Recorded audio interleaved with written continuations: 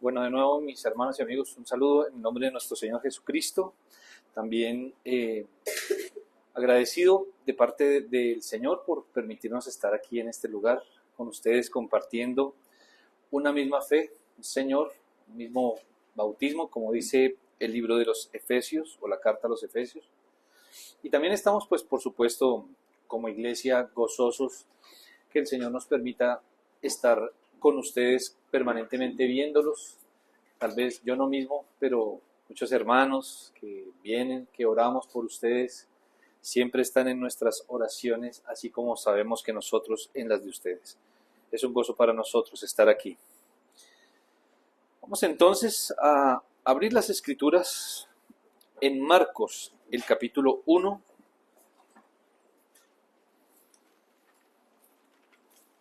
Providencialmente veo que el Señor me ayudó con mi tarea, porque Marcos narra eso mismo que leímos de una manera un poco más sencilla, porque es uno de los primeros, si no el primer evangelio que fue escrito, entonces era un poco más resumido. Los demás se ha creído que se han usado como base para ello. Marcos, el capítulo 1, voy a dar lectura a los versículos 1 al 8. Yo leo y ustedes me siguen allí en sus Biblias, en la mente. Principio del Evangelio de Jesucristo, Hijo de Dios. Como está escrito en Isaías el profeta, he aquí yo envío mi mensajero delante de tu faz, el cual preparará tu camino delante de ti. Voz del que clama en el desierto, preparad el camino del Señor, enderezad sus sendas. Bautizaba Juan en el desierto y predicaba el bautismo de arrepentimiento para perdón de pecados. Y salían a él toda la provincia de Judea y todos los de Jerusalén, y eran bautizados por él en el río Jordán, confesando sus pecados. Y Juan estaba vestido de pelo de camello y tenía un cinto de cuero alrededor de sus lomos, y comía langostas y miel silvestre, y predicaba diciendo: viene tras mí el que es más poderoso que yo, a quien no soy digno de desatar encorvado la correa de su calzado. Yo a la verdad os he bautizado con agua, pero él os bautizará con Espíritu Santo y fuego. Oremos al Señor. Padre, una vez más estamos aquí prestos delante de tu mesa para tomar el alimento que tú traes a este grupo, a esta pequeña iglesia local en formación, porque tú tienes misericordia de la necesidad de cada uno de los oyentes que están aquí, y por esa razón envías un mensaje, envías una palabra que quiero, o que quieres más bien, que sea y que llegue al corazón de cada uno de nosotros. Padre, a los que no han venido a la fe, llámalos, Señor, a nuestros hijos, a nuestros amigos, a nuestros familiares, que vengan en arrepentimiento y fe, cual tú pides y demandas de cada ser humano. A nuestros hermanos que puedan escuchar estas palabras y también su corazón, su mente esté siempre pretendiendo y buscando la santidad sin la cual nadie verá al Señor. Sea cual sea la necesidad de cada uno, Padre, te pedimos, habla según tu buena misericordia, y que tu Santo Espíritu aplique estas palabras a nuestros corazones. En Cristo Jesús, Señor nuestro, oramos esto. Amén. Amén. Amén. Bueno, transcurría el inicio del primer siglo en lo que hoy se conoce Palestina, aunque ahora último no me gusta usar mucho ese término, dado que ni es bíblico y ha traído mucha confusión. Pero allá, en el Medio Oriente, donde había, en especial, según la lectura consecutiva que se hizo, que este relato se desarrolla, Lucas lo leímos, cuando Juan daba vueltas rodeando el río Jordán con todas las pueblos, aldeas que habían por allí. Allí es donde está este relato. En este momento, este territorio, por supuesto, correspondía al pueblo de Israel, pero estaba subyugado, estaba siendo oprimido por un gobierno, un imperio más grande y más fuerte, que era el Imperio Romano. Una época también donde la religiosidad estaba a la orden del día. Ellos eran judíos de nacimiento, guardaban la ley de Moisés, Además de eso, habían ido desarrollando otras leyes que según ellos explicaban la ley de Moisés, pero lo que hacían era volver muy gravosa y muy pesada la vida religiosa de los demás. Pero a pesar de que este gobierno era religioso civil al mismo tiempo, era sin duda un pueblo y un gobierno y unas personas que estaban alejadas de Dios. Y uno se pregunta, ¿cómo puede alguien hablar de Dios, escuchar de Dios, comer de Dios, desayunar, almorzar y comer hablando de Dios, y aún así que su corazón esté lejos de Dios? Pues esto era lo que pasaba en esta época. Todos hablaban de Dios, había sacrificios en la mañana, en la tarde. Ustedes leyeron en Lucas cuántos sumos sacerdotes nos nombró el relato de hoy. 2. No solo había uno, y ahora habían 2. Eso lo inventaron ellos, bueno, pero esa es la condición. Y aún así, el pueblo no era más santo, el pueblo no buscaba a Dios. Esa es la muestra de que podemos tener mucha religión, pero poco de Dios. Y esto, allí es donde este hermano Marcos toma la foto que vamos a leer hoy. Allí estamos ubicados. Un problema adicional, y es que hacía más de 400 años que el Señor Dios de Israel, Dios de este pueblo, no hablaba por la forma oficial que solía hablar a través de sus profetas. Ya sabemos que el último de los profetas había silenciado su voz. Hacía alrededor de 400 años el Señor cerró su boca y dijo, no voy a hablar más con ustedes, como muestra de su juicio. Este pueblo ahora, a pesar de que hablan del Dios verdadero, del Jehová, Dios de los ejércitos, es una nación pagana, impía, alejada de Dios, rendida a las tradiciones de los hombres y que solo guardaba la esperanza de que sus enemigos físicos, es decir, el Imperio Romano, fuera destruido. Una época de odios profundos. En esta época, en estos 400 años que Dios guardó silencio, por ahí en el año 300 y algo antes de Cristo, los judíos, algunos judíos subversivos, conformaron un grupo al margen de la ley, conocido como los celotes. Era un grupo guerrillero, por decirlo así, no guerrillero al estilo colombiano, pero es un estilo de guerrilla donde está en contra de todo lo que era el gobierno de la época. Estos hombres se caracterizaban porque, como no podían pelear en un campo de batalla de tú a tú porque eran inferiores, los soldados romanos tenían más armas, eran más grandes, más entrenados, entonces ellos cargaban una navaja de un machete pequeño, para que me entiendan, entre su chaleco que cargaban ellos, y por detrás apuñalaban soldados romanos que estaban en las esquinas. Hacían este tipo de estrategias subversivas. De manera que también había asesinatos, odios, y todo esto pululaba y salía del corazón de estas personas. Era una época muy convulsionada también económicamente, donde habían muchos ricos, muy ricos, pero poquitos. Y de otro lado había mucha gente muy pobre, pero muy pobre. No pobre al estilo nuestro, ¿no? Nosotros a veces nos quejamos y decimos, ay, ¿cómo somos de pobres? Y desayunamos, almorzamos y comemos. Los judíos de esta época, dicen los historiadores, que un judío promedio normal comía 2 veces al día, de manera que un pobre comía 1 o menos veces al día. Para que usted se haga la idea, cuando la Biblia habla de los pobres, para que usted no se, ay, yo soy pobre. No, tal vez no. Tal vez somos ricos desde el punto de vista bíblico. Pero habían muchos pobres, muy pobres. Sobreabundaba la esclavitud, la miseria, y con un sistema religioso y cultico puramente ritual y alejado de Dios, ausente de Dios, donde importaban más los asuntos comerciales de dinero, comerciando con la fe. Y esto importaba más que el mismo Dios verdadero, y lo sabemos porque el Señor, cuando fue a su templo, se enojó porque vio que toda la fe se había vuelto, o la mayoría de la fe se había vuelto, un comercio. ¿No se le hace familiar todo esto que acabo de describir? Pero allí es donde comienza Marcos su relato. Y seguramente como se los dije en la introducción, o ahorita que empecé mis palabras, muy seguramente este es el evangelio que primero se escribe, el que sirve de base para que otros evangelios sinópticos fuesen escritos. Se escribe entonces tempranamente en el primer siglo en medio de la iglesia para afirmar la fe en Cristo de aquellos que hasta hace unos años lo habían visto partir hacia el cielo, o que en su defecto habían creído en Cristo por la predicación de aquellos que lo vieron irse al cielo. A Marcos entonces le place iniciar corta pero contundentemente con una persona, y es con el mensajero. Él va a empezar a hablar, antes de hablar de Cristo, habla de un mensajero. En este caso es Juan el Bautista. Pero antes, miremos muy bien el versículo 1 que dice: principio del Evangelio de Jesucristo, Hijo de Dios.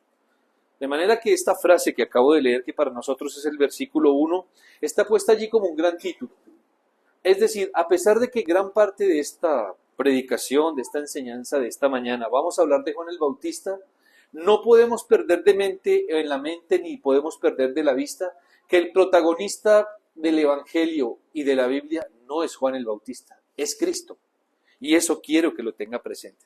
Sí, aquí debemos introducir un personaje como lo hace Marcos, un personaje que es el que va preparando el camino, como lo vamos a ir viendo, pero no se distraiga, él no es el protagonista principal. Él viene con un propósito principal enviado por Dios para preparar el camino al Mesías prometido. Por eso menciona como si fuera un título que este es el Evangelio de Jesucristo, y esto no lo podemos perder de vista.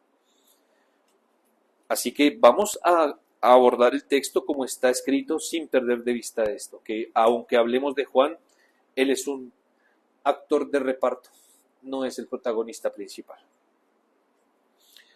Es así que por la exposición de los versículos 1 a 8 que hemos leído públicamente, es mi deseo mostrarles, hermanos y amigos, cuáles son los elementos que componen esta introducción que Marcos da a su escrito, cuál tiene como objetivo dar a sus lectores inmediatos, pero sin sobrevolar demasiado, un énfasis muy marcado en el protagonista de su escrito, Cristo, y su correspondiente mensaje y obra, lo cual veremos si el Señor lo permite cada vez que yo venga acá. Procuraré hablar de Marcos, porque me gusta agarrar las cosas en su secuencia para que haya un orden en las cosas. Así que bueno, de esto habla Marcos, pero empecemos entonces con la introducción que él pone hablando de Juan el Bautista. En primer lugar, Marcos habla, y esta mañana yo también lo haré, de un mensajero extraordinario. Dice los versículos 1 al 4, la primera parte, y el versículo 6. Principio del Evangelio de Jesucristo, Hijo de Dios. Como está escrito en Isaías el profeta: he aquí yo envío mi mensajero delante de tu faz, el cual preparará tu camino delante de ti. Voz del que clama en el desierto: preparad el camino del Señor, enderezad sus sendas. Bautizaba Juan en el desierto y predicaba el bautismo de arrepentimiento para perdón de pecados. Y ahora el versículo 6. Y Juan estaba vestido de pelo de camello y tenía un cinto de cuero alrededor de sus lomos, y comía langostas y miel silvestre. Como vemos y como he nombrado este punto, es un mensajero extraordinario, o sea, raro. No es un mensajero común. Es un hombre común y corriente, pero no tenía ni una misión común y corriente, ni tampoco el que lo veía decía: este es un hombre común y corriente. Ya lo veremos al final, usted notará, hasta su vestido era raro. Bueno, tal vez a nosotros nos parece raro porque no entendemos, pero él se vestía diferente. Vamos de cuenta que hoy estamos todos vestidos aquí y el mensajero tiene una túnica, simplemente. Y uno dice: este está como raro, él no se viste como todos. Y que todos comemos pues papas, arroz y carne y verdura y tal, y él comía grillos y miel. Langosta no es esta que muestran en las películas para solo los muy ricos comen y cuyo plato oscila entre los 350.000 pesos de ahí para adelante. No, no es esta langosta. Las langostas son esos saltamontes y grillitos que comían los orientales. Entonces hasta su dieta era rara. Él era raro. Era alguien fuera de lo común. Quien lo veía decía: este hombre... De hecho el Señor mismo dice: ustedes vieron a Juan y ¿qué dijeron? Este está loco. Él no habla con nadie, no se junta con nadie. Pero vino el Hijo del Hombre que se juntaba con publicanos y prostitutas y dijeron: demonio tiene. Porque así somos como humanidad, no nos gusta nada, ¿no? Ni lo uno ni lo otro. Entonces este hombre, cuando hago referencia al término extraordinario, me refiero a ese, a que era alguien poco común, alguien único en su especie. Y lo veremos de la siguiente manera. Mire, es un mensajero que fue anunciado. Es decir, hay varios mensajeros. A mí me puede mandar mi jefe o el pastor, como estoy acá, como un mensajero, me pide una tarea, haga tal cosa, y pues los mensajeros no nos opinamos mucho, sino solamente hacemos caso. Pero no voy a salir ni en las noticias, ni en la Biblia, ni nada por el estilo. Pero Juan el Bautista sí fue anunciado. Como ningún otro, este profeta había sido señalado desde el Antiguo Testamento, desde la antigüedad, porque sería quien abriría paso con su mensaje al Mesías. Ustedes, la mayoría están familiarizados con el campo y saben que a veces la maleza crece y tapa un campo. Cuando usted quiere atravesar de un lado hacia el otro, atraviesa ese pasto, esa grama que puede estar tan alta como uno o más bajita. Y cuando usted pasa y voltea a mirar hacia atrás, el pasto quedó como así, como en vez, ¿cierto? Porque usted ya pasó y lo pisó. Empezó a abrir un camino por donde otros seguramente pueden transitar después. Esto era lo que iba a hacer Juan. Iba a abrir zanja, iba a abrir un camino para que el Señor Jesucristo pasara. Él mismo cita en el texto y nos da dos textos del Antiguo Testamento que leímos. Si quiere, acompáñeme en Malaquías capítulo 3, versículo 1, que este es uno de los dos textos que aquí cita Marcos. Malaquías 3, 1.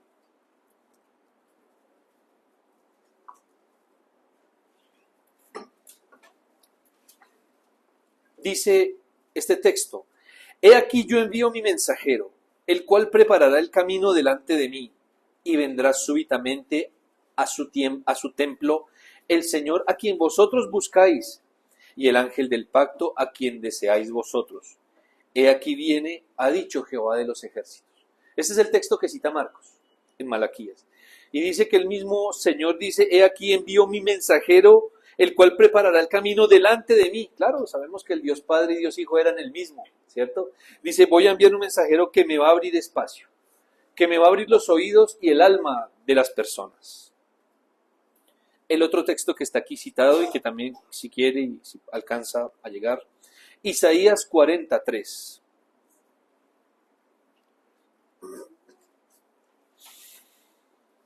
Ustedes ven un dato curioso, Marcos solamente dice, como dice el profeta Isaías. Evidentemente Marcos se equivocó. Así que como muchos debemos pasar por alto los errores de otros, ¿no? Si él dice, como dice Isaías, y él cita a Malaquías y a Isaías. Pero ese es tema de otro asunto.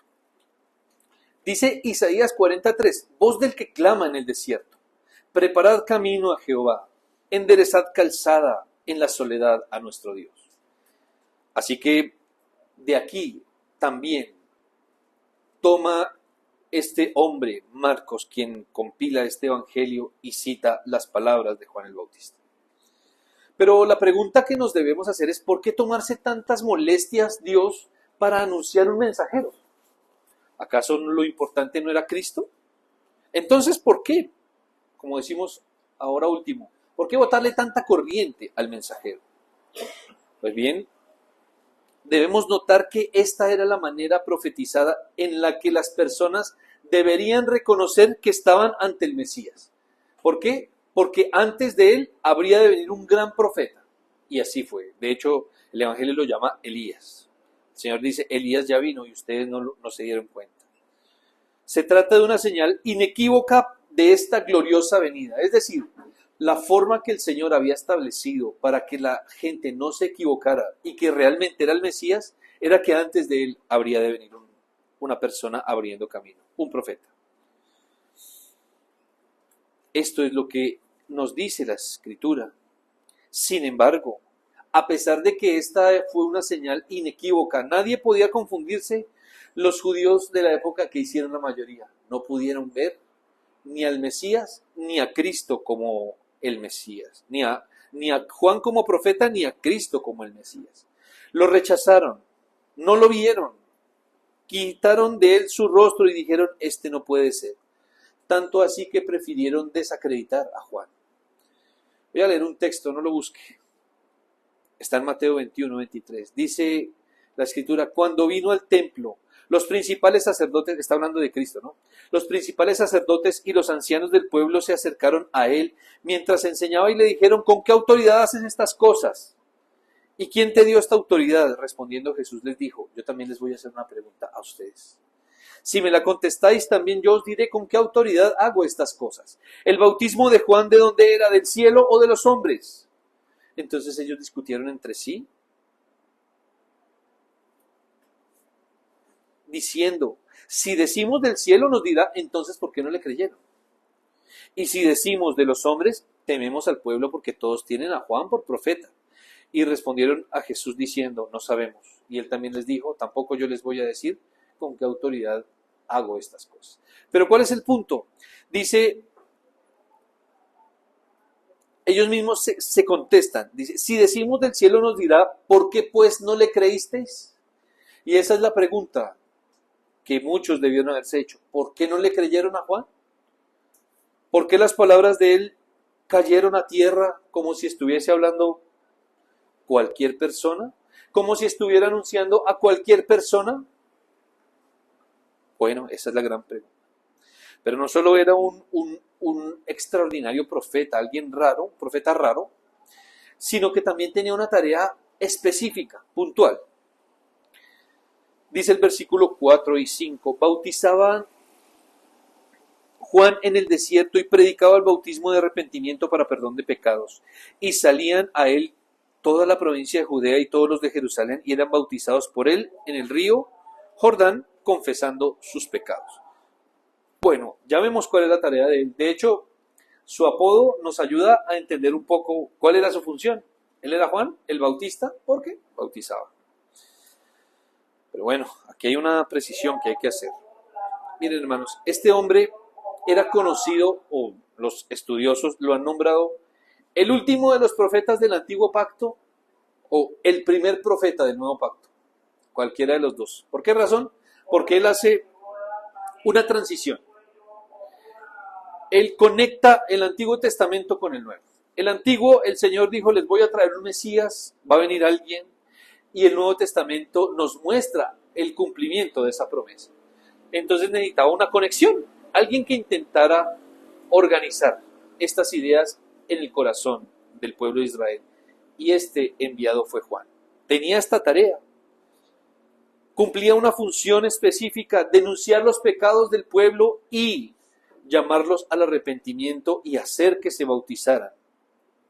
En este caso, dice la Escritura, que estas personas venían a él para ser bautizados para salvación de sus pecados. Ya ahondaremos en ellos porque nunca la salvación fue por obras y en este momento tampoco. Pero como todo recurso divino antes del sacrificio de Cristo era incompleto, en realidad el bautismo de Juan no salvaba. Más bien, podemos decir que debemos precisar que este bautismo, como todos los ritos y costumbres del Antiguo Testamento, no era completo. Cuando el Señor manda a los sacerdotes a que maten una oveja en expiación, o sea, en lugar mío, de mi pecado, o una tórtola, o sea, una palomita, o fuera un becerro, una vaca grande, pequeña, lo que fuera que su pecado remitiera, nunca esta vaca, esta cordero, esta paloma, nunca ellos pagaron completamente el pecado de nadie, ni los sacerdotes del Antiguo Pacto, tanto así que la Escritura dice, ellos acababan de pedir perdón y luego tenían que pedir perdón por sí mismos. Y el oferente iba y llevaba su ovejita, ponía las manos sobre ella y decía algo así como, ahora usted va a morir por mí, por mi pecado, esta ovejita era asesinada, y saliendo se podía encontrar con su vecino, al que no le tenía ni poquitico cariño, y volvía y pecaba. Tenía odio en su corazón. Los sacrificios eran incompletos. Así que este también. Este bautismo era incompleto. Había que hacerlo, claro. Como les digo, es una etapa de transición.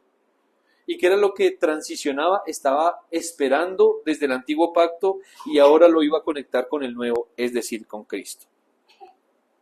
Recordemos que la salvación nunca fue por obras. La Escritura enseña de Abraham mismo. Y Abraham creyó y le fue contado por justicia. Y esto lo dice Pablo en el contexto de que sus hermanos dicen, pero es que la ley, no sé qué, él dice, no, esto no es cierto. Esto no es cierto, a la fe no se llega cumpliendo la ley. Y cita a Abraham y dice, porque Abraham creyó con la fe y le fue contado por justicia. Pero aquí Juan está cumpliendo algo que era necesario para que la escritura se cumpliese en Cristo. Claro, lo esperado era que los que lo buscaban se bautizaran con convicción de pecado. ¿Qué es convicción? Estar convencidos de que eran pecadores y así como nosotros cuando oramos estamos seguros y ciertos que de verdad hemos pecado. Esto no puede ser algo en nuestras bocas, ¿no? A veces nosotros decimos, es que nosotros somos pecadores y se nos volvió un cliché cristiano. ¿Y por qué lo sabemos? Porque cuando nos tratan como pecadores, ¿qué hacemos? Nos ponemos bravos, ¿no? ¿Quién merecía ser escupido? ¿Cristo o nosotros? Pero nosotros que nos vamos a aguantar que nos escupan, ¿cierto? Si medio nos dicen, hermanito, hermanita, tal cosa. Pasa, ¿usted quién es? Ahí notamos y dejamos ver que nosotros en realidad no creemos que somos pecadores. Se volvió un lenguaje bautista, llamémosle así. Pero esto era lo que ellos debían tener, una verdadera convicción de pecado cuando buscaban a Juan. Para que cuando viniera el Salvador y al verlo morir en la cruz, estos dos asuntos se complementaran.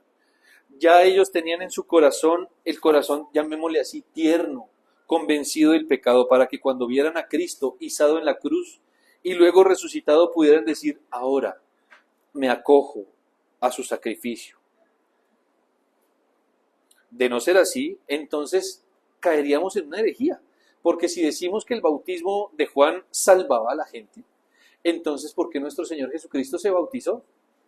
Si él ni siquiera necesitaba ser salvo de nada, de nada. Un hombre, como dice Hebreos, totalmente hombre, pero sin pecado. Esta es una de las razones por las cuales algunas iglesias, algunas convicciones religiosas diferentes a la nuestra, apelan a que el bautismo salva. Muchos de nosotros crecimos, nos dijeron esto, que el bautismo salvaba. Malinterpretando tal vez este texto. Pero recordemos entonces que no hay ningún rito, querido amigo que me escucha. No hay ningún rito que salve. Jamás ningún rito ha sido puesto para salvar a ningún ser humano.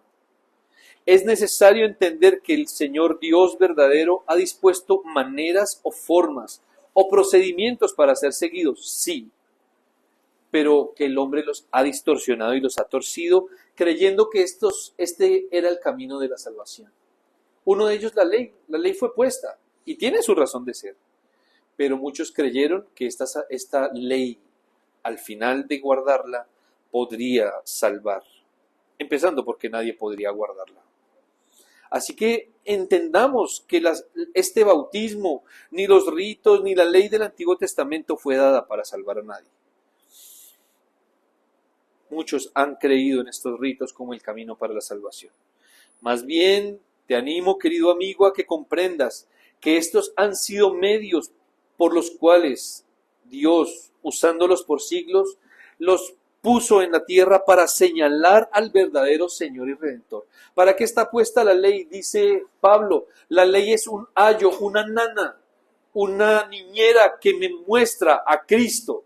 ¿Por qué? Porque cuando yo me veo incapaz de cumplir la ley, entonces la ley a quién me señala.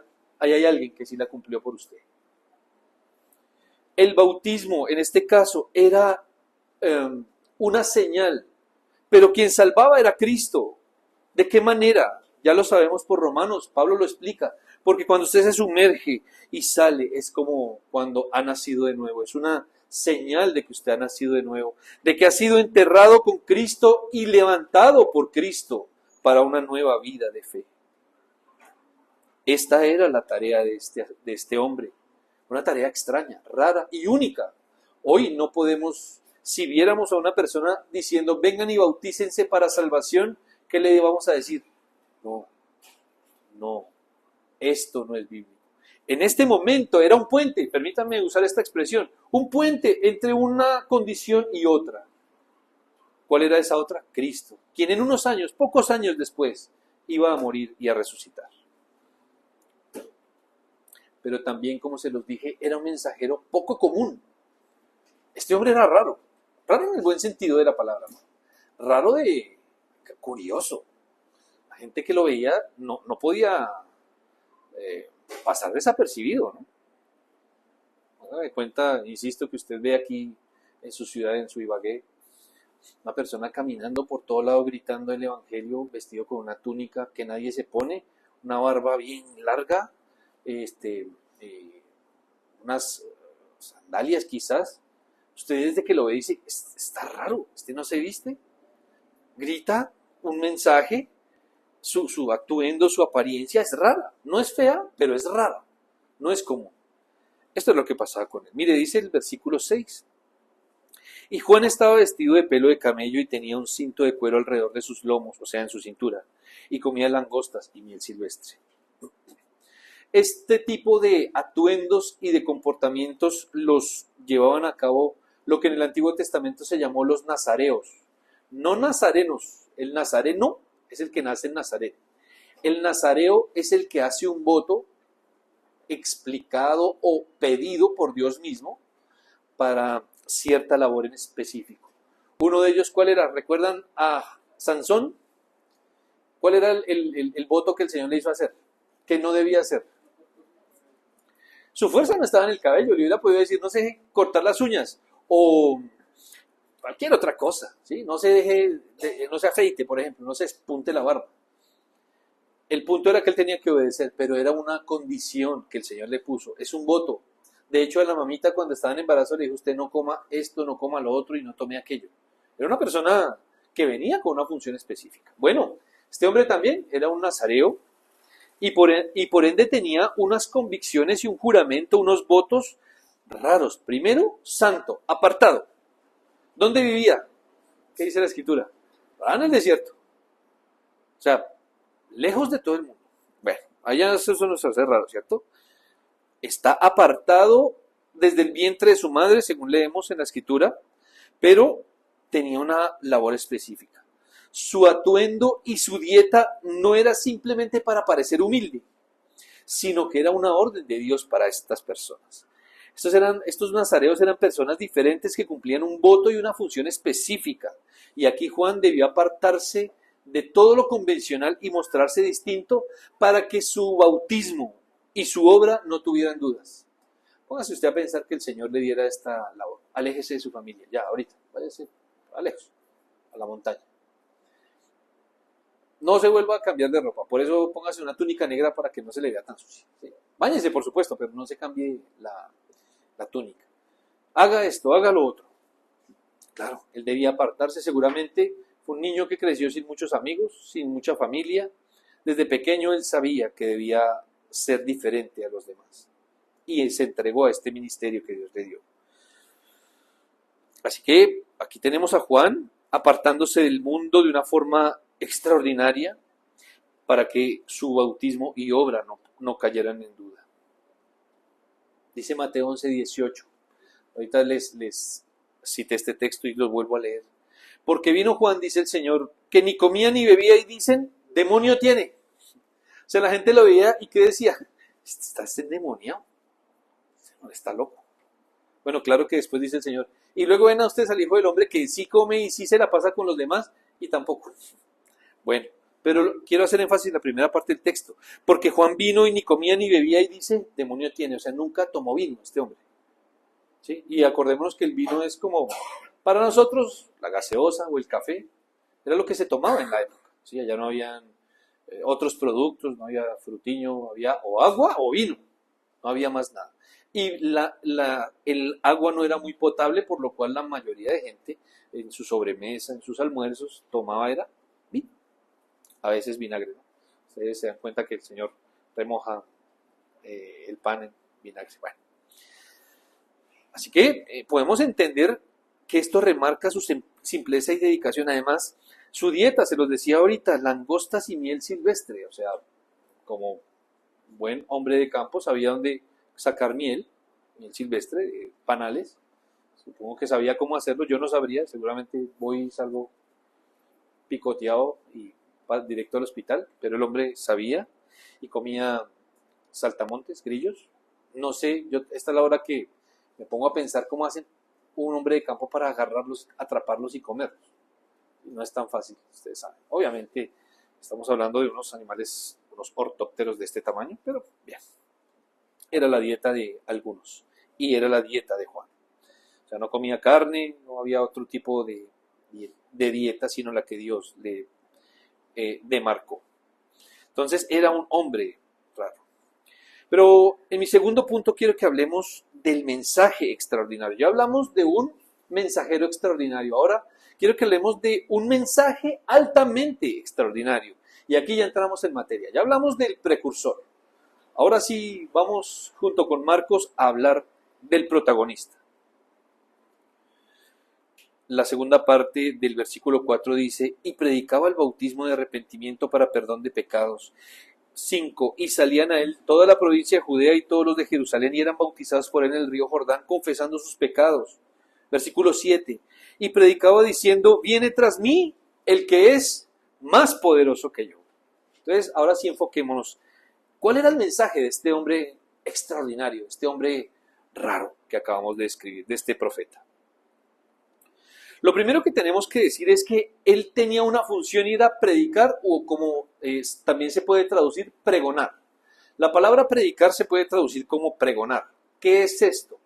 Ir caminando y gritando a voz en cuello, bautícense para salvación de los pecados. Esto era lo que él tenía que hacer. Como a veces escuchamos por aquí personas que pasan ofreciendo sus productos, eso es un pregonador. Y esto era lo que estos hombres hacían. Ustedes van a ver en el Antiguo Testamento que muchos, si es que no todos los profetas, el Señor los ponía a hacer esto. A Isaías inclusive le dijo, quítese la túnica, quédese en su ropa interior, póngase un ¿cómo se llama lo que jalan los bueyes? Un yugo. Y camine y vaya gritándole que se arrepienta. Imagínense, el Señor era bastante, quería quedar en la mente de la gente, ¿cierto? Con este asunto. A Jeremías también le dice, empiece a caminar y empiece a gritar. Pero voy a citar un texto. No lo busque, solo escuche. Voy a leer Jonás capítulo 3, versículos 1 al 3. Dice, ¿saben cuál es Jonás? ¿Cierto? El del pez grande. Bueno, vino palabra de Jehová por segunda vez a Jonás diciendo, levántate y ve a Nínive. Esto fue cuando ya salió de la barriga del pez. Dice por segunda vez, levántese y váyase a Nínive, aquella gran ciudad, y proclama en ella el mensaje que yo te daré. Y se levantó Jonás y se fue a Nínive conforme a la palabra de Jehová. Y era Nínive ciudad grande en extremo de 3 días de camino, o sea, se demoraba 3 días de un lado al otro.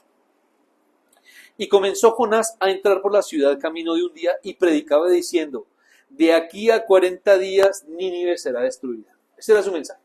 Él tenía que ir gritando, de aquí a 40 días Nínive será destruida. Y seguía caminando. De aquí a 40 días Nínive será destruida. Esta era la labor de un profeta. Pregonar, ir gritando el mensaje. Bueno, esta era la tarea de Juan el Bautista. ¿Y cuál era lo que predicaba este hombre? Bueno, Juan iba como estos profetas dando ese mensaje incómodo que todos necesitan pero que nadie quiere escuchar. Y en el texto leído públicamente en Lucas, ya dijimos que él circundaba el río Jordán. O sea, me imagino que habían aldeas, algún tipo de caseríos, algunos que otros pueblos, y él daba vueltas por allí, por la ribera, y predicaba este mensaje incómodo que nadie quería oír. Ya lo dije en la introducción, ¿cierto? Eran unas personas religiosas, pero de Dios nada o muy poco. Este hombre fue llamado seguramente loco, tanto que sus contemporáneos le decían demonio tiene, por el mensaje y por la forma en la que lo exponía. Pero no fue el único al que llamaron loco. Todos los profetas de parte del Señor seguramente fueron maltratados, fueron ofendidos. Pero él tenía un mensaje que decir y es, detrás de mí viene alguien que es más poderoso que yo. Iba caminando, detrás de mí viene alguien que es más poderoso que yo. Y esto no se nos puede olvidar. Este era un hombre piadoso, apartado del mundo y sus costumbres drásticamente, como ya lo entendimos. No pasaba desapercibido. Es decir, este hombre o la gente le creía y se bautizaba de verdad, o lo odiaban. Es como lo que nos toca a los cristianos, ¿cierto? Si usted es un buen cristiano, usted no pasa desapercibido por la mitad como que nadie lo ve. O la gente viene con usted a la iglesia, escucha el mensaje y se arrepiente, o lo empieza a odiar. Empiezan a abrir espacios. Muy seguramente ustedes tienen familias y amigos que ya no quieren hablar con ustedes como antes. No quieren saber de usted. Claro, porque usted aprovecha cualquier momento. Venga, hablemos de esto que usted está haciendo. Quiero que hablemos de Cristo, de alguien que puede resolver su problema más grande que es el pecado. Empezó a molestar. Y entonces empiezan a dejarlo de invitar a ciertas cosas, aunque eso a veces es hasta bueno. Lo empiezan a hacer a un lado, no quieren hablar con usted, sus compañeros, viene este hombre también a cansar, ya no se sabe otro tema. Porque habla uno de política y uno pues tiene que dar su opinión, ¿cierto? Y uno dice, no, es que esto está mal. No, pero habla uno de fútbol y uno dice, no, pero es que este hombre hizo trampa. No, pero ¿cuál trampa? En todo sentido empieza uno como a chocar con esta gente. Entonces empiezan a dejarlo de lado, como todo mensajero. Así que si su segundo apellido puesto por el mundo es loco, cansón, acepte esto, porque es lo que Cristo quiere para todo creyente. Bueno, estoy seguro que no es un padre malvado, pero el mensaje que tenemos que decir no es cómodo para la gente de hoy. Mire, ¿cuántos estamos aquí escuchando este mensaje? ¿10, 15? Vaya usted a otro lugar, a un concierto o a otro tipo de iglesias donde les dicen lo que quieren escuchar. Eso está así a reventar, están gritando.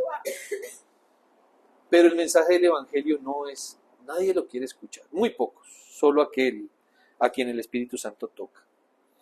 Sin embargo, él no pasaba desapercibido. O lo odiaban o la gente se arrepentía realmente de sus pecados. Leímos en la lectura pública 2 casos, ¿cierto? Vinieron unos publicanos, los que hacían negocios, la DIAN de la época, pero una DIAN torcida, ¿no? Y le digo, ¿qué tenemos que hacer?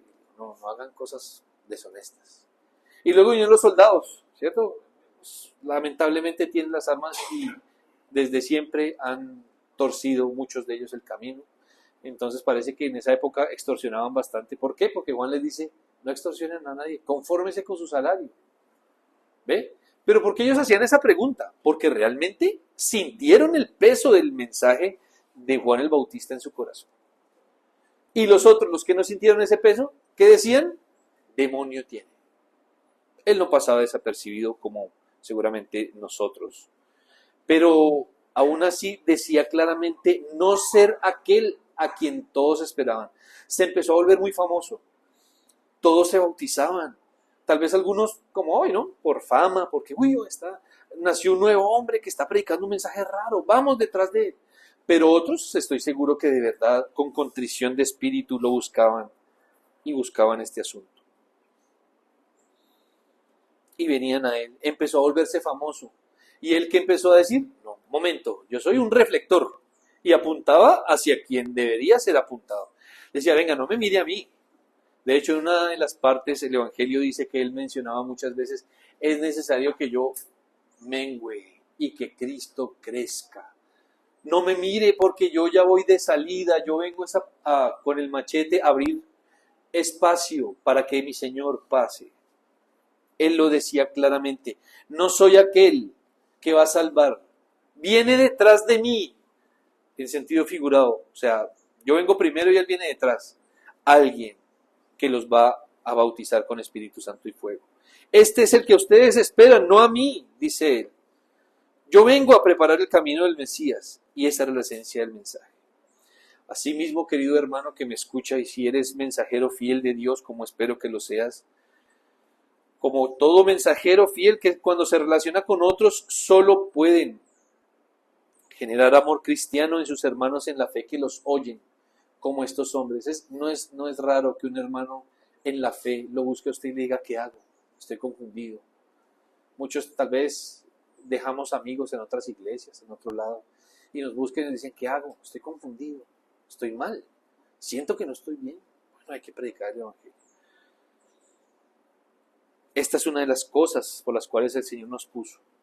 Pero también soporte con la misma altura y con la misma gracia cuando lo odien por el mensaje de Cristo, por aquellos que no aman ni quieren amar a Cristo ni su obra. Ahora bien, ¿qué pasa? Y la pregunta que nos debemos hacer es, ¿qué pasa si la gente del mundo que odia a Cristo ama mi mensaje? Si les caigo demasiado bien. Bueno, yo tampoco les estoy animando a que se porten patanes para que les caigan mal intencionalmente. No, eso no es lo que dice el Evangelio.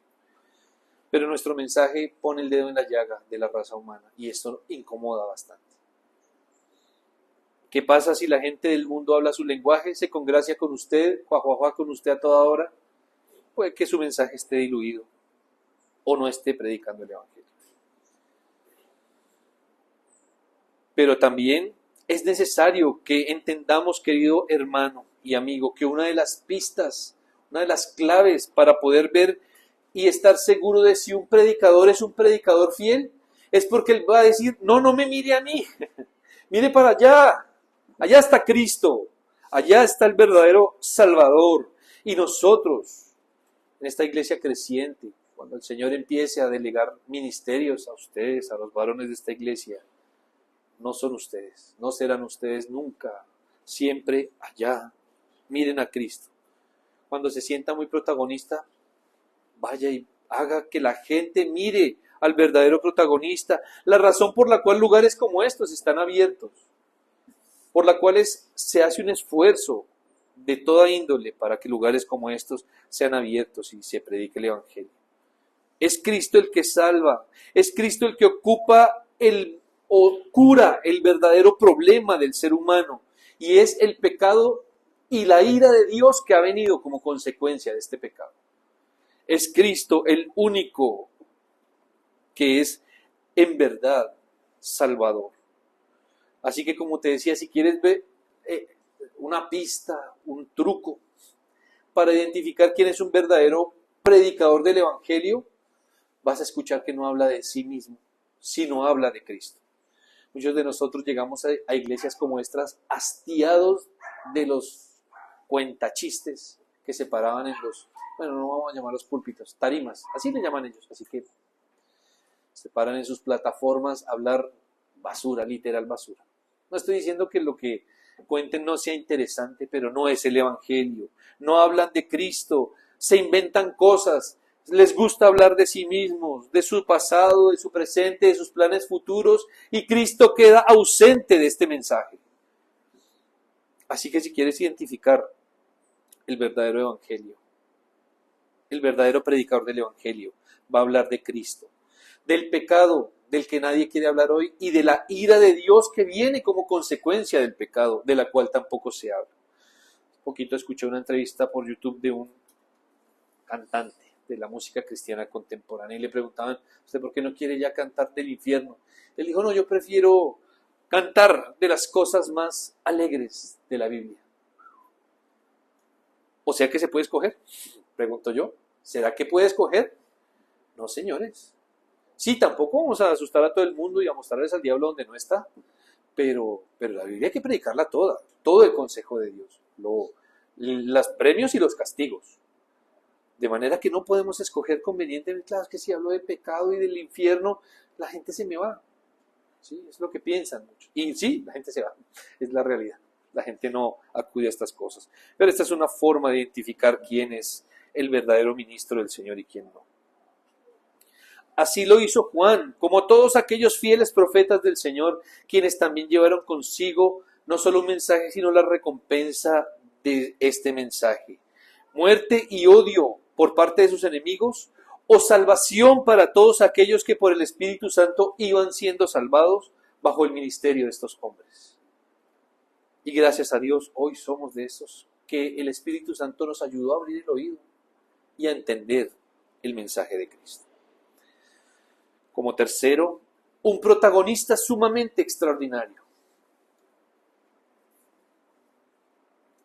Hablemos ahora del protagonista, de nuestro buen Cristo, de nuestro buen Señor. Para eso estamos aquí. Dice el versículo 7, la segunda parte, a quien no soy digno de desatar encorvado la correa de su calzado. Yo a la verdad, dice el versículo 8, os he bautizado con agua, pero Él os bautizará con Espíritu Santo. El mensaje expuesto tenía un protagonista. Juan lo tiene claro y espero que nosotros también. Juan simplemente era el precursor, el que iba antes, quien habría de bautizar a los hombres, pero vendría alguien que les habría de bautizar. Bautizaría a seres humanos con Espíritu Santo, el Espíritu de Dios mismo. Qué gran bendición, amado hermano y amigo, estas palabras. Pero, ¿cómo debía entenderse este mensaje?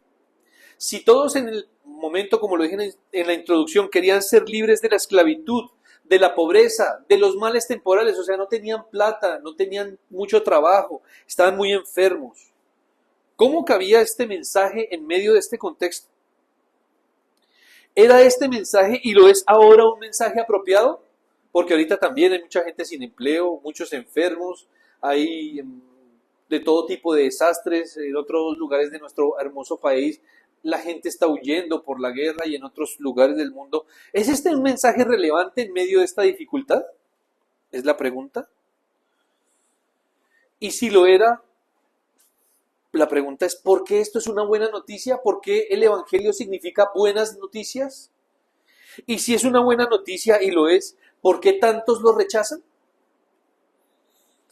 Oh querido amigo que me escuchas, si comprendieras que este mensaje no se trata de un algo, sino de un alguien, entenderías el meollo del Evangelio. ¿Cuántas veces hemos oído proclamar mensajes livianos, mensajes de superación, de cómo mejorar asuntos temporales, de cómo mejorar asuntos terrenales?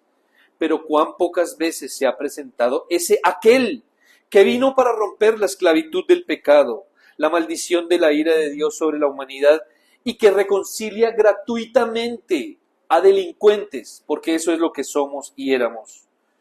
Delincuentes delante de Dios, criminales que hemos roto su ley y que solamente pueden ser receptores de la ira eterna de Dios y que Él los hace sus hijos solo por su gracia.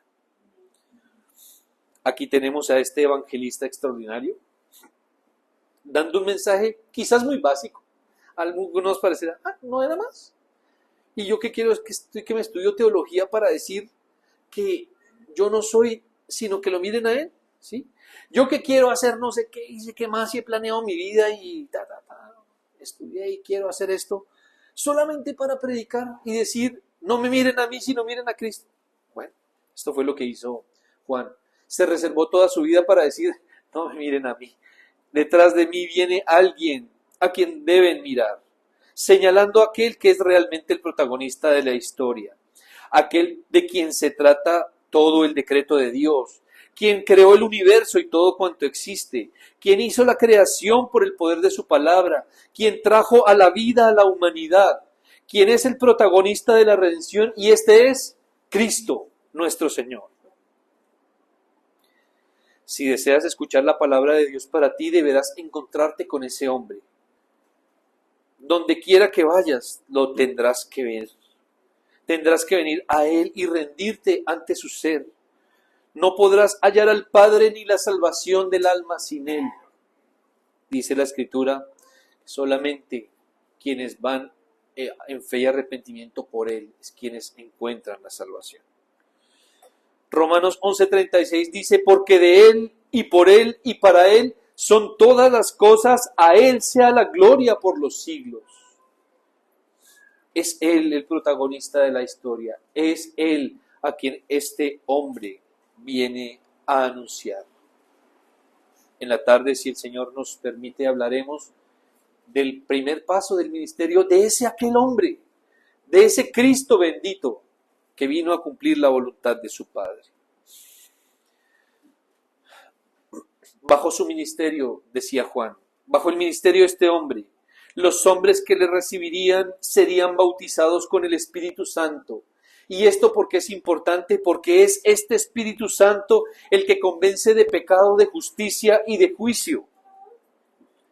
Si usted hoy, querido hermano, ha venido a la fe, usted pudo ver la suciedad de sus ropajes.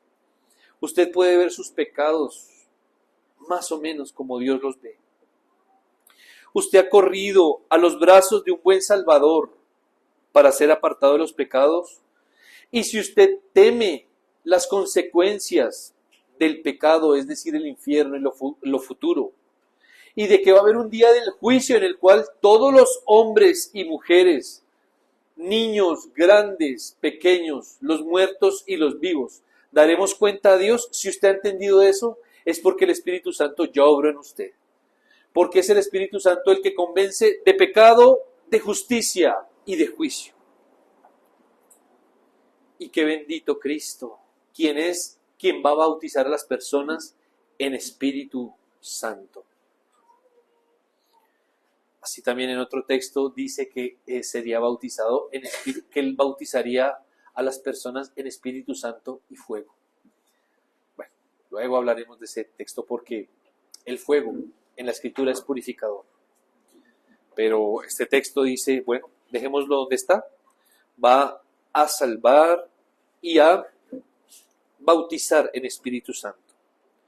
Esta es su obra y ninguno puede atreverse a llamarse hijo de Dios si esta obra no se ha llevado a cabo en su vida. Hoy usted le pregunta a la gente, ¿usted es hijo de Dios? Sí. No. ¿Y por qué lo dice? No, todos somos hijos de Dios, ¿no? Esa es la respuesta. No todos somos hijos de Dios. Mirad cuál amor nos ha dado, dice Juan, el Padre al habernos hecho hijos de Dios. Mas a los que le recibieron, a los que creen en su nombre, les dio potestad de ser hechos hijos de Dios. Son los únicos. Qué mensaje tan separatista, tan poco inclusivo. Lo siento. Es el mensaje que nuestro Padre nos ha mandado a enviar. Solamente Cristo es el camino y la verdad y la vida, y nadie viene al Padre si no es por Él. Amigo que no has creído en Cristo, que escuchas estas palabras, no te distraigas ni te dejes distraer por voces. Estas voces que quieren mostrarte un supuesto redentor que solamente quiere verte feliz. Se parece más a Papá Noel que a Jesucristo. Quiere cogerte en sus brazos y apapacharte. Y no digo que estas cosas no sean ciertas, pero la gente cuando piensa en eso piensa que Cristo vino a llenarlos de muchas cosas, de muchas propiedades, que usted nunca se va a enfermar, que casi que como Elías va a ser traspuesto hacia el cielo sin ver la muerte, y otra cantidad de cosas tontas que se han inventado para caricaturizar a nuestro buen Salvador. Han querido pintar lo que Él quiere que disfrutes de esta vida, como si Él estuviera interesado en que tú te mantuvieras aquí, aferrado aquí. Y no, Él ha preparado y está preparando un lugar para que compartamos con Él allá. ¿Por qué querría que te amañaras a este mundo? ¿Por qué querría que te acostumbraras y darte muchos deleites para que nunca quieras irte a donde Él de verdad te quiere llevar? No, ese es un falso Cristo que se ha pintado. Este Cristo anunciado viene a bautizarte con su Espíritu Santo, purificarte con tu gracia y renovarte con su consuelo. Pero al parecer esto no es tan buena noticia para algunos. Uno invita a los amigos, ¿cierto? Les voy a llevar a la iglesia para que escuchen las buenas noticias. Y se terminó el culto y ¿dónde estaba la buena noticia? Pareciera que esta no es una buena noticia. ¿Por qué? Porque es que desde pequeños se nos ha enseñado a perseguir con afán los goces del mundo. Mi niña, desde pequeño usted tiene que estudiar. Si usted no estudia, usted no es nadie, ¿cierto? Nos hemos inventado esa frase. Usted no es nadie sin estudio. Sin plata la gente no lo va a valorar. Sin no sé qué, si sé qué más. Y nunca se nos habla de las cosas espirituales. Desde pequeños se nos enseña a perseguir con afán de los goces de este mundo. Y prueba de ello, te lo voy a probar. ¿Cuál es la meta tuya en tu vida? Si alguien te pregunta en una entrevista de trabajo, ¿cuál es su meta en esta vida? ¿Para qué está usted aquí? ¿Qué quiere usted hacer? ¿A qué vino a este mundo? ¿Cuál es su plan? ¿Cuál es su respuesta? Piénselo, no me la diga, piense. Y usted va a entender que en realidad hemos sido entrenados desde niños, desde bebés, a perseguir el final del arco iris, donde uno se acerca y cada vez que se acerca está más lejos, ¿cierto? Y usted lo sigue persiguiendo, entonces no, haga el bachillerato en la época de mis abuelos, usted sin primaria no es nada, mijito, al menos haga la primaria. En la época de mis papás, usted tiene que ser bachiller porque la sola primaria eso no nada que ver. Ya en mi época es, manito, un técnico o universidad, porque es que eso solo bachillerato usted no es nada. Ahora nuestros hijos están con un chicharrón grande porque si no tienen maestría, doctorado, posgrado, entonces no son nadie, realmente no son nadie. Y entonces vemos bebés de 40 años que no han terminado su ciclo escolar, no empiezan a enfrentar su vida porque están persiguiendo el final del arco iris. Cuando ya está cerquita, entonces le mueven la meta, ¿cierto? Es más para allá. Y entonces usted estira su mano, se endeuda, hace lo que quiera y vuelven y se la corren. Y así está el ser humano corriendo, corriendo y corriendo detrás de sus tontos planes. Al responderte esta pregunta mostrarás qué es lo que realmente quieres. Ve a Cristo, solo en Él, en este hombre, hallarás la dirección correcta para tu alma y estarás a salvo de la ira de Dios. Pues Él vino a perdonar los más horribles pecados y a sacarte de ellos, a amistarte de nuevo con el Creador. A eso vino, como lo fuera aquel ser humano creado y que puso en Edén hace mucho tiempo, al principio de los tiempos.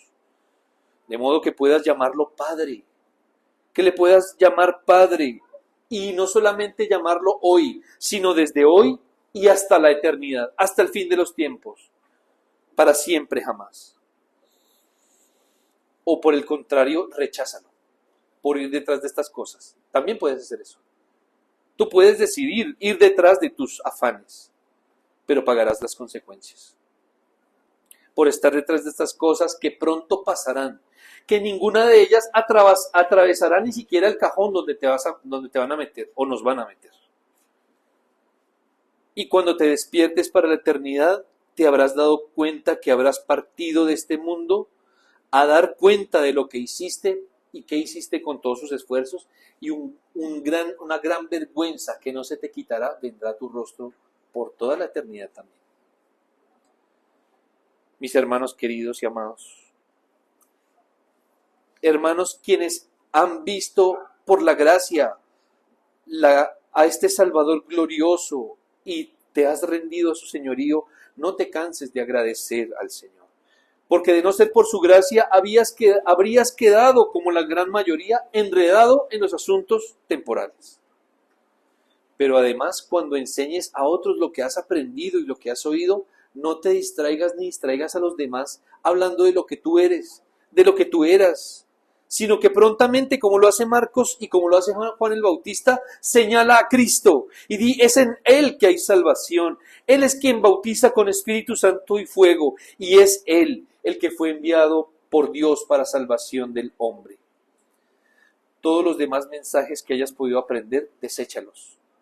Olvida que Cristo es quien da dinero, eso no es cierto, aunque Él es el que nos provee los recursos. Que Él vino a dar salud, eso no es cierto, aunque Él es quien nos da salud. Que Él vino exclusivamente a dar bienestar, casas, carros, aunque Él es quien nos da todas las cosas, no vino a eso. Que Él es quien nos da estos sentimientos románticos por hombre o por mujer, dependiendo. Aunque Él es quien los provee, Él no vino a eso. Y otras tonterías que en nuestra ignorancia aprendimos y que lamentablemente enseñamos a otros. Y esto para nuestra vergüenza. De hecho, hasta cantábamos esas cosas raras en otro tiempo. ¿Recuerdan? Cuando estábamos en Egipto. Pero que ahora por la gracia de Dios hemos visto con claridad a aquel Cristo, aquella perla de gran precio, al lado de la cual todo lo demás pierde su valor. Cristo brilla tanto que nos enceguece a todo lo demás. Y si ese es su caso, gracias a Dios por la vida de los hermanos. Oremos. Amado Padre, hemos estado delante de tu presencia para escuchar tu voz. Señor, lamentamos muchas veces nuestra necedad de perseguir asuntos temporales, el inclusive creernos muchas veces los protagonistas de la historia. Pero gracias por Cristo, nuestro buen Señor, gracias por tu plan, gracias por este hombre que anticipó el mensaje del Evangelio y abrió camino para nuestro Señor. Ahora te pedimos, salva mucho, Señor, a nuestros hijos, a nuestros amigos, a nuestra familia, para que con avidez, con deseo de espíritu vengan prontamente en fe y arrepentimiento. En el nombre de nuestro Señor Jesucristo oramos estas cosas. Amén. Dios los bendiga, hermanos.